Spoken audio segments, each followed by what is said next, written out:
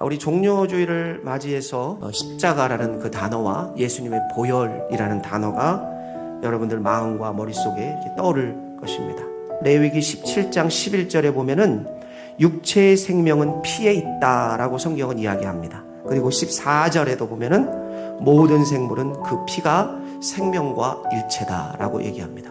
하나님이 오늘 우리에게 전달하시고자 하시는 어린 양 예수님의 그 위대한 보혈의 능력을 우리가 다시 한번 상고해보는 시간을 갖고자 합니다.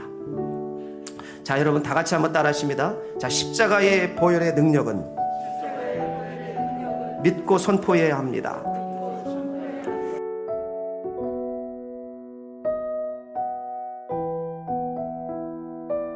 어린 양의 보혈의 피, 다시 말하면 예수님의 피는 모든 죄악을 파쇄하는 능력인 줄 믿습니다.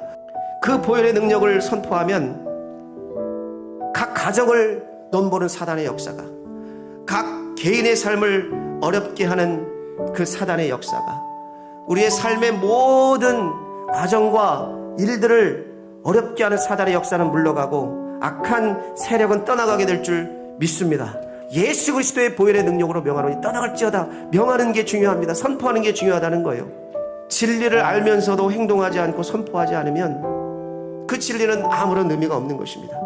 하나님의 말씀대로 인방과 좌우문설주의 어린 양의 보혈의 피를 바르면 그러면 너희는 살 것이다. 한 사람과 안 한 사람의 차이, 그 진리를 알고서도 그것을 실행한 사람과 실행하지 못한 사람의 차이는 죽음과 삶을 결정하는 그런 놀라운 결과가 있게 됩니다. 우리가 진리를 아는 것과 행동하는 것은 다른 것이죠. 아는 것으로 끝나는 것이 아니라 선포하고 우리가 행동해야 되는 줄 믿습니다.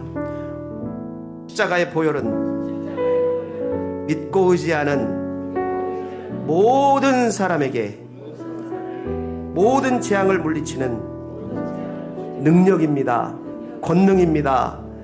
누구든지 어떤 사람이든지 삶에 어떤 고난이 오든지 어떤 병이 있든지 어떤 질병이 있든지 어떤 고통이 있든지 십자가에 달리신 예수 그리스도를 바라보면 예수 그리스도의 그 보혈을 의지하면 사는 역사가 있는 줄 믿습니다. 우리가 인생을 살아갈 때 어떤 좌절과 실패가 있다 할지라도 예수 그리스도를 바라보면 나를 살리신, 영원히 죽을 수밖에 없는, 영원히 그 재앙 가운데 지옥 갈 수밖에 없는, 죽음으로 갈 수밖에 없는 우리의 운명이 예수의 보혈로 바뀌어 천국 가고 하나님의 자녀된 그 놀라운 보혈의 능력을 의지하면 오늘 우리의 삶의 여정 가운데서도 사는 역사가 있는 줄 믿습니다. 소생하는 역사가 있는 줄 믿습니다.